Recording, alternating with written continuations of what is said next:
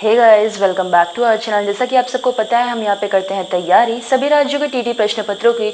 और फिलहाल हम यहाँ पे तैयारी कर रहे हैं डीएड बीटीसी के नेक्स्ट लेवल यानी कि सीटीईटी और अदर स्टेट टीईटी की, which is crucial for exam. तो चलिए बिना देर किए हुए शुरू करेंगे आज का वीडियो। और इस वीडियो में हम बात करने वाले हैं चाइल्ड डेवलपमेंट एंड पेडागोजी की। तो यहाँ पे 15 मोस्ट इंपॉर्टेंट क्वेश्चंस आपके एग्जाम्स के लिए एज इट इज़, जो कि आपके क्वेश्चन पेपर में देखने को आपको मिल जाएंगे।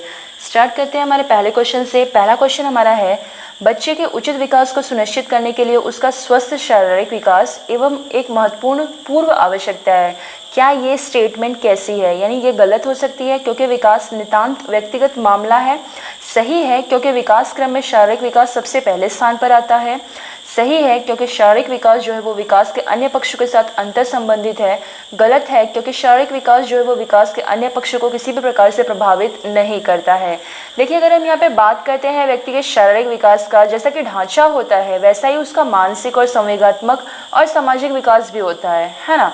तो सभी प्रकार के जो विकास है वो एक दूसरे से अंतर संबंधित है, सह संबंधित है, कह सकते हैं कोरिलेट करते हैं। तो इसी प्रकार से जो विकास है वो सामाजिक, सांवेगिक और तार्किक, चारित्रिक या व्यक्तिगत संबंधी या फिर कह सकते हैं मानसिक, सभी मतलब ओवरऑल पूर्ण तरीके से ये जो है वो अनुबंधित होते हैं। तो यहाँ पे आपका जो सी ऑप्शन है ना सही है, क्योंकि ये शारीरिक विकास जो है विकास के अन्य पक्षों के साथ अंतर संबंधित है। यही एकदम अप्रोप्रिएट आंसर है, तो आपका सी उत्तर जो है वो सही होगा।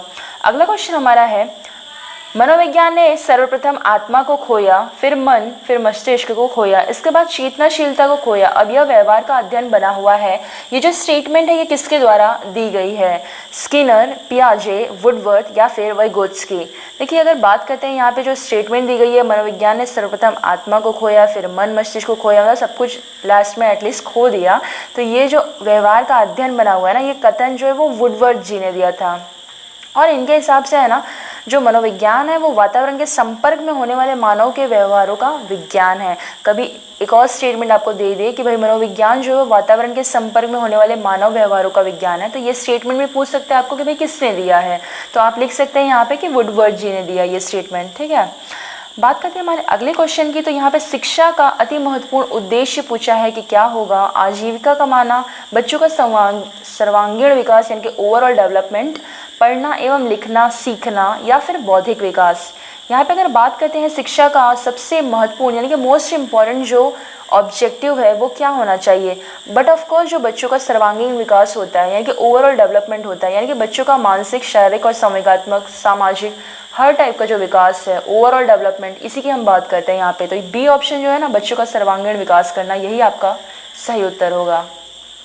अगला क्वेश्चन हमारा है, निम्नलिखित कथनों में से मानव विकास के संबंध में कौन सा कथन जो है वो सत्य दिया है, कौन सी स्टेटमेंट जो है वो ट्रू है?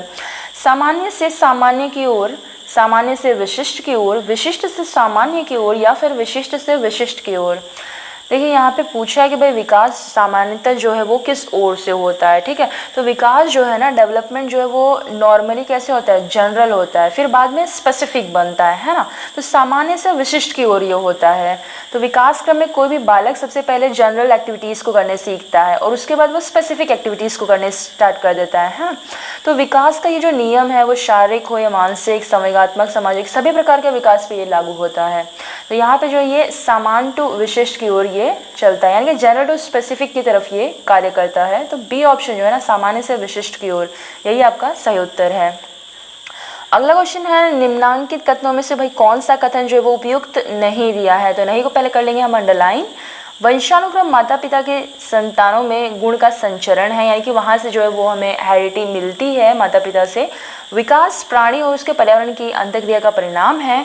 वंशानुक्रम जो है वो व्यक्ति की जन्मजात विशेषताओं का शोधन है, या फिर माता पिता की शारीरिक, मानसिक और विशेषताओं का संतानों में संचरित होना ही वंशानुक्रम कहा जाता है। देखिए, वंशानुक्रम है ना, जो व्यक्ति की जन्मजात विशेषताएं होती है उसका शोधन नहीं है, बल्कि अगर बीएन झा की तरफ से अगर हम देखें तो वो क्या कहते हैं? वो कहते हैं कि वंशानुक्रम जो है वो व्यक्ति की जन्मजात विशेषताओं का पूर्ण योग है वो, यानी कि बालक में जो वंशानुक्रम होता है इसके द्वारा ही माता पिता की शारीरिक एवं मानसिक जो विशेषताएं हैं इसी का जो संतानों में संचरण होता है। तो यहाँ पे जो इनके अंदर संचरण होता है यही जो है वंशानुक्रम कहलाता है। और विकास जो है वो प्राणी और उसके पर्यावरण की अंतःक्रिया का परिणाम होता है। ये जो विकास है ना, विकास ये प्राणी और उसके अंतःक्रिया का परिणाम होता है। और जेम्स ड्रेवर क्या कहते हैं, इनके हिसाब से माता पिता और उनकी शारीरिक और मानसिक विशेषताओं का संतानों में संचरण होना ही वंशानुक्रम कहलाता है। यहाँ पे एग्जैक्टली देखा जाए तो सही उत्तर जो आपका है तो ये हो जाएगा कि भाई वंशानुक्रम जो होता है ना वो व्यक्ति की जन्मजात विशेषताओं का शोधन है। ठीक है, सी ऑप्शन करेक्ट है। पूछा कि भाई कौन सा उपयुक्त कथन नहीं है, तो वंशानुक्रम जो है वो व्यक्ति की जन्मजात विशेषताओं का शोधन है। जो व्यक्ति है वो ऑटोमेटिक कहीं से लेके आता है, तो जी बिल्कुल नहीं, वो कहीं से नहीं लेके आता है, उसके पास हेरिडिटी होती है माता पिता से और उसके पेरेंट्स ग्रैंड पेरेंट्स से जो वो गैदर करके आता है। तो यहाँ पे जो स्टेटमेंट में उपयुक्त नहीं था वो था आपका ऑप्शन सी, बाकी सारे जो है वो उपयुक्त दिए हैं। यानी कि वंशानुक्रम जो है वो माता पिता से संतानों में गुणों का संचरण है, जी बिल्कुल। विकास जो होता है यानी कि डेवलपमेंट वो जो है प्राणी और उसके पर्यावरण के अंतःक्रिया का परिणाम है, बिल्कुल सही दिया गया है। और माता पिता की शारीरिक और मानसिक विशेषताएं जो दी होती हैं वो संतानों में संचरित होने वाला वंशानुक्रम कहा जाता है, तो ये भी बिल्कुल सही है। तो क्या इसमें से सही नहीं है हमें पूछा था, तो वंशानुक्रम जो है वो व्यक्ति की जन्मजात विशेषताओं का शोधन है, ये जो है वो करेक्ट स्टेटमेंट नहीं दिया है। बात करते हैं हमारे अगले क्वेश्चन की, तो कोहलबर्ग के अनुसार जो शिक्षक है बच्चों में नैतिक मूल्यों का विकास कर सकता है। भाई कैसे कर सकता है, तो देखिए कैसे व्यवहार किया जाना चाहिए इस पर कठोर निर्देश देके, धार्मिक शिक्षा को महत्व देकर, व्यवहार के स्पष्ट नियम बनाकर, नैतिक मुद्दों पर आधारित चर्चाओं में उन्हें शामिल करके। देखिए सबसे बेस्ट जो है वो कोहलबर्ग के हिसाब से तो उन्होंने नैतिकता का सिद्धांत भी दिया था, अगर आप ध्यान दें थोड़ा सा। तो देखिए नैतिक विकास का तात्पर्य क्या होता है कि नैतिक मानदंडों को जो अपने में क्या है अडॉप्ट कर लेना, समाहित कर लेना, है ना, एडजस्ट कर लेना, जिससे व्यक्ति जो होता है वो नैतिक मूल्यों के अनुरूप जो है वो आचरण करने लगता है, बिहेव करने लगता है। और इस हिसाब से क्या होता है, शिक्षक को जो बच्चों में नैतिक मूल्यों के विकास हेतु कक्षा में जो भी उन्हें नैतिक मुद्दों पे लेख लिखवाने चाहिए, उन्हें मुद्दों पे जो है वो चर्चा वगैरह करवानी चाहिए और डिबेट टाइप का एक्टिविटीज़ वगैरह रखना चाहिए, और उसके पीछे के जो भी तर्क है उससे उनको पता चलता है कि भाई क्या क्या चीज़ें सही है, क्या चीज़ें गलत है, क्या इसके मेन ऑब्जेक्टिव्स है, क्या नहीं है, स्वास्थ्य है, पारिवारिक स्थिति है, समूह प्रभाव है, धर्म प्रचार या धर्म प्रभाव जो होता है, जन संचार, मानसिक क्षमता, ये सारी चीज़ें जो है वो नैतिक विकास की प्रक्रिया से ही जो है वो प्रभावित होती है। तो यहाँ पे आपको जो सही उत्तर हो जाएगा वो हो जाएगा नैतिक मुद्दों पे आधारित चर्चाओं में उनको क्या करना है, पार्टिसिपेट करवाना है, उन्हें जो है वो शामिल करना है। ठीक है, तो तब जाके जो शिक्षक है वो बच्चों में नैतिक मूल्यों का विकास कर सकता है। बढ़ते हैं हमारे अगले क्वेश्चन की तरफ। प्राथमिक स्तर पे एक शिक्षक में निम्न में से किसे सबसे महत्वपूर्ण विशेषता मानना चाहिए? पढ़ाने की उत्सुकता, धैर्य और दृढ़ता, शिक्षण पद्धतियों और विषयों में ज्ञान की दक्षता, अति मानक भाषा में पढ़ाने में दक्षता। देखिए यहाँ पे बात करेंगे प्राथमिक स्तर पे एक शिक्षक में सबसे इम्पोर्टेंट चीज़ क्या होनी चाहिए, तो वो होती है आपका धैर्य यानी कि पेशेंस, और दृढ़ता उसमें होनी चाहिए, है ना, जिससे शिक्षक क्या है किसी भी परिस्थिति में कक्षा के विद्यार्थियों के साथ जो है वो सरल और सहजता से उसकी समस्याओं का जो है वो समाधान कर सके। तो यहाँ पे धैर्य और दृढ़ता जो है यही ऑप्शन आपका एकदम अप्रोप्रिएट है, जो कि शिक्षक के अंदर होना चाहिए। ये एकदम इम्पॉर्टेंट क्वालिटी है, अगर ये शिक्षक के अंदर नहीं है तो वो शिक्षक नहीं माना जाता है एक्चुअली। चलिए बात करते हैं अगले क्वेश्चन की, तो मानसिक विकास को प्रभावित करने वाले कारक जो है ना वो कौन से हैं? वंशानुक्रम है, परिवार का वातावरण, परिवार की जो है सामाजिक स्थिति है, या फिर सभी हैं, उपयुक्त सभी। तो देखिए यहाँ पे जो है ना मानसिक विकास को अगर प्रभावित करने की हम बात करते हैं तो मानसिक विकास जो है वो हर एक चीज़ से जो है वो प्रभावित होता है। तो यहाँ पे जो सही उत्तर हो जाएगा वो हो जाएगा आपका उपयुक्त सभी। यानी कि देखिए मानसिक विकास को प्रभावित करने वाले कारकों में वंशानुक्रम आ जाता है, परिवार का वातावरण भी आ जाता है, परिवार की सामाजिक स्थिति भी आती है, और वंशानुक्रम जो है वो मानसिक विकास को प्रभावित करता है। और देखिए अगर हम जो गोगार्ड जी का मत है, यानी कि गोगार्ड जो अपने मनोवैज्ञानिक है उनके हिसाब से कर जाएँ तो वो कहते हैं कि भाई अगर मंद बुद्धि माता पिता की संतान है तो फिर वो जो है उसका दिमाग भी जो है वो मंद बुद्धि रहेगा, और तीव्र बुद्धि माता पिता की संतान जो है वो तीव्र बुद्धि वाली होती है। तो इस प्रकार से परिवार का अगर अच्छा माहौल है तो परिवार की सामाजिक स्थिति का भी बालक के मानसिक विकास पर प्रभाव पड़ता है। तो डेफिनेटली ये प्रभाव पड़ता है। इसलिए यहाँ पे जो पूछा है कि भाई मानसिक विकास को प्रभावित करने वाले कारक कौन से हैं, इसको जो प्रमोट करते हैं, तो इसमें जो आपका आंसर हो जाएगा ये हो जाएगा उपयुक्त सभी। प्रगतिशील शिक्षा के अंतर्गत शिक्षा में किन दो तत्वों को विशेष महत्वपूर्ण माना गया है? रुचि एवं प्रयास, आवश्यकता एवं अभिप्रेरण, व्यक्तिगत विभिन्नता एवं रुचि, या फिर इसमें से कोई नहीं। देखिए अगर जॉन डेवी के हिसाब से प्रगतिशील शिक्षा का जो अवधारणा है इसमें जो है वो विकास में इन्होंने विशेष योगदान दिया है, और इन्होंने प्रगतिशील शिक्षा के अंतर्गत शिक्षा में दो तत्वों के विशेष महत्वपूर्ण माना है। एक तो था रुचि और दूसरा था प्रयास, यानी कि इंटरेस्ट और ट्रायल के बारे में ये जो है वो मेन फोकस करते हैं। तो यहाँ पे रुचि और प्रयास जो दिया आपका पहला ही उत्तर जो है वो बिल्कुल सही होगा। तो अध्यापक को जो है वो बालक की स्वाभाविक रुचियों को समझकर उसके लिए जो उपयोगी कार्य होती है उसकी व्यवस्था करनी चाहिए, उसे अरेंज करना चाहिए। बालक को ऐसे रुचिकर कार्य देने चाहिए, ऐसे इंटरेस्टिंग वर्क देने चाहिए जिसमें वो क्या है वो स्फूर्ति से या कॉन्फिडेंस से, सेल्फ डिपेंडेंट होके और मौलिकता से जो है वो अपना जो है वो ग्रोथ कर सके। यहाँ पे जो ए ऑप्शन है ना यही आपका करेक्ट आंसर है। बात करेंगे अगले क्वेश्चन की। तो यहाँ पे पूछा है कि भाई शैशवावस्था में शिक्षा का क्या स्वरूप होना चाहिए, क्या स्ट्रक्चर होना चाहिए। सोचने विचारने का अवसर जो है वो नहीं दिया जाना चाहिए, खेल कूद की छूट जो है वो नहीं दी जानी चाहिए, अनुकरण द्वारा सीखने के अधिकाधिक जो है वो अवसर दिया जाना चाहिए, पढ़ाई का काम जो है वो पूरा न करने पे खूब पिटाई करनी चाहिए। तो देखिए नेगेटिव कमेंट्स जहाँ पे भी आपको दिख जाएंगे वो तो एलिमिनेट हो जाएंगे पहले कि बच्चे की तो हम खूब पिटाई करेंगे नहीं, ठीक है। और उनको जो है वो यहाँ पे सोचने विचारने का अवसर नहीं देना, तो नहीं भाई, बच्चों को आजकल क्या self centred child centred education की हम बात करते हैं, तो जहाँ पे बच्चों को जो है ना हर टाइप के अवसर देने हैं, ना कि ये नहीं कि भाई उनको कोई अवसर ही नहीं देना है। बस से आपकी ये दो आंसर यानी कि खेल कूद की छूट नहीं दी जानी चाहिए। देखिए नेगेटिव आ जाता है यहाँ पे भी, तो देखिए नेगेटिव नहीं, कुछ भी उनको भाई जब छोटा सा बच्चा उसको क्या करना है, खेल कूद तो आता है ना सबसे पहले, तो यहाँ पे नहीं दी जानी चाहिए, ये भी एलिमिनेट हो गया। अनुकरण द्वारा सीखने का अधिकाधिक अवसर देना चाहिए, यानी कि इमिटेशन करके सीखने का, यानी कि ऑब्जर्व करके इमिटेट करके सीखने का जो है उन्हें अधिक से अधिक जो है वो अवसर देना चाहिए, मौका देना चाहिए। तो ये स्ट्रक्चर एग्जैक्टली फॉलो करना चाहिए।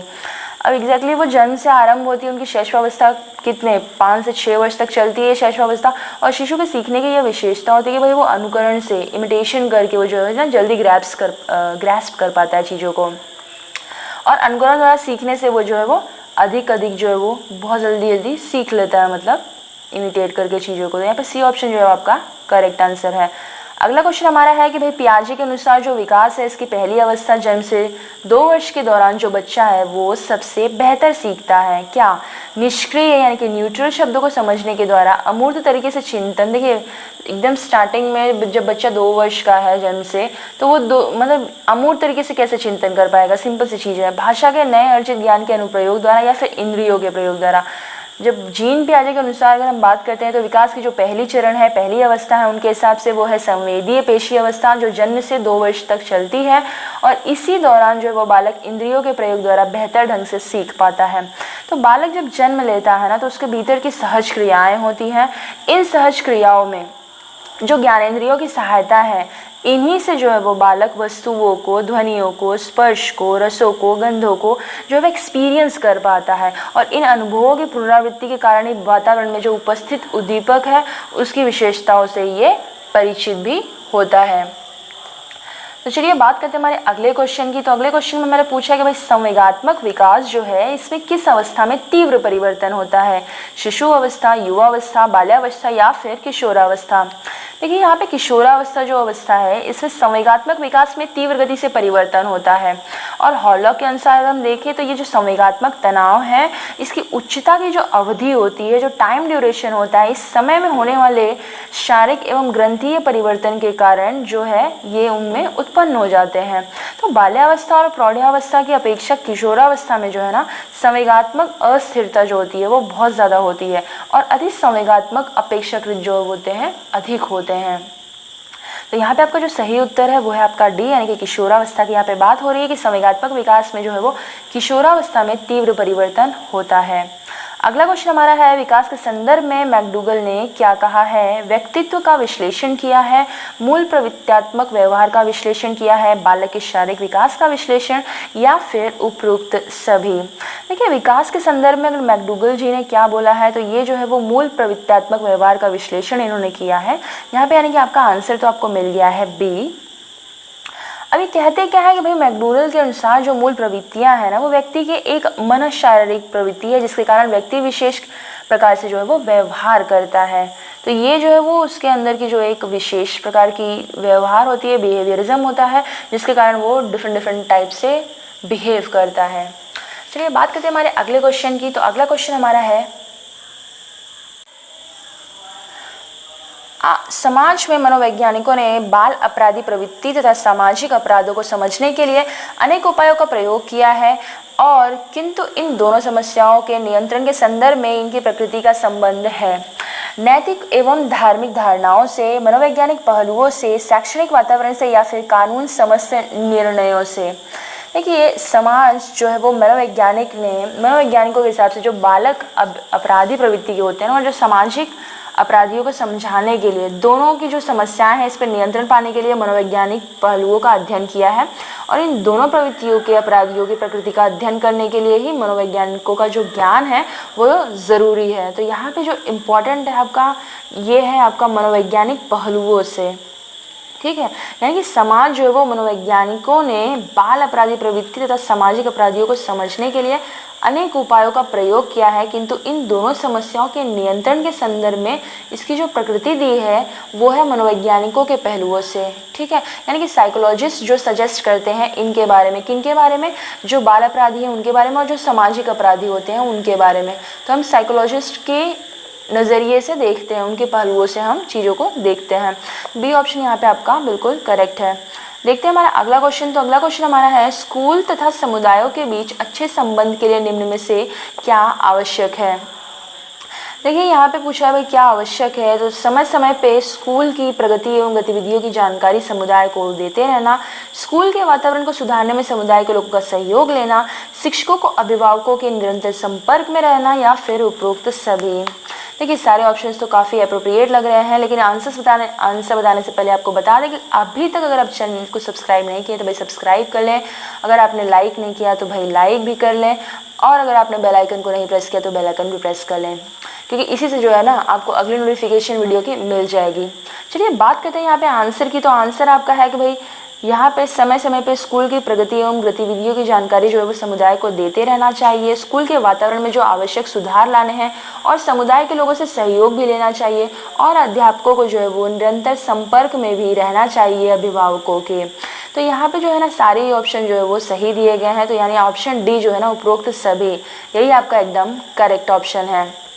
तो यहाँ पे हमारे 15 क्वेश्चंस कंप्लीट हो जाते हैं। तो आज की वीडियो में गाइस बस इतना ही, मिलते हैं अपने अगले वीडियो में, तब तक के लिए जय हिंद।